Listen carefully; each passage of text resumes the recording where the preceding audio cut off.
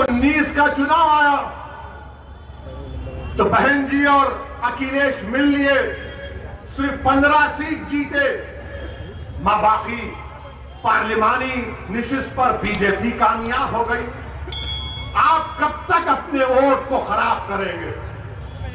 BJP को रोकना जरूरी है, मगर क्या बीजेपी को रोकना मुसलमानों की जिम्मेदारी है?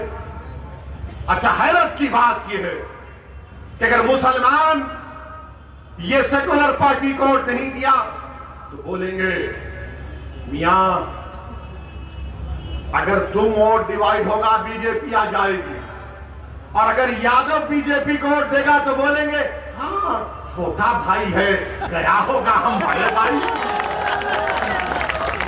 ये क्या है बताइए आप, ये क्या है बताइए आप?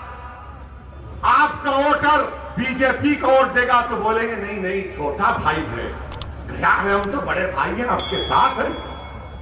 मेरे अजीज दोस्तों और बुजुर्गों, बीजेपी को रोकना जरूरी है, और हमने भी कहा है कि मजलिस इत्तेहाद और मुस्लिमीन का मकसद यह है कि उत्तर प्रदेश में दोबारा बीजेपी की सरकार ना बने।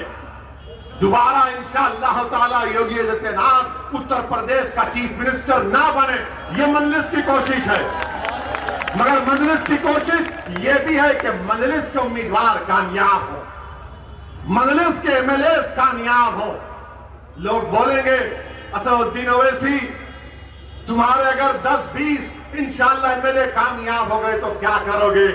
मैं उनसे एक ही बात कहूंगा कि भारत की पार्लियामेंट में 300 बीजेपी के एमपी हैं और मजलिस के 2 एमपी हैं, और जब 2 खड़े हो जाते तो पार्लियामेंट के दोनों दिमाग हिल जाते। मेरे दोस्त, तादाद काम नहीं करती फिरौन से मुकाबला करने के लिए,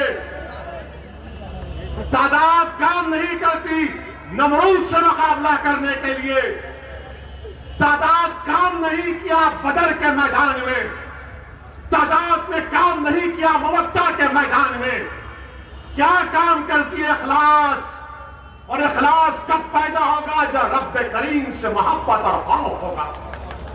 अगर तुम तादाद को देखते रहोगे तो फिर क्या करोगे?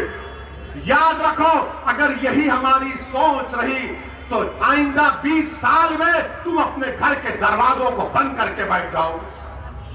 मेरे अजीज दोस्तों बुजुर्गों, घुटन नहीं महसूस करना, सांस लो, ख्वाब देखो कि जब दूसरे बिरादरियों के लीडर हैं, नेता हैं, तो मेरा क्यों नहीं हो सकता?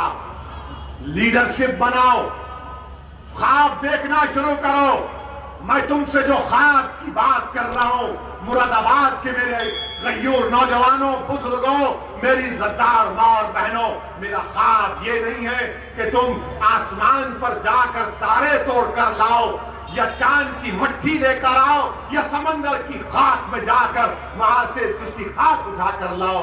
मेरा ख्वाब यही है कि भारत के मुसलमानों की एक लीडरशिप हो, जिस तरह राजपूतों की है, ठाकुरों की है, दलितों की है, यादवों की है, कुर्मियों की है, राजभरों की है, अरे कुशवाहा की है, कुर्मियों की है, ब्राह्मणों की है। अगर किसी की लीडरशिप इस मुल्क में नहीं है तो मुसलमानों की कोई लीडरशिप नहीं है।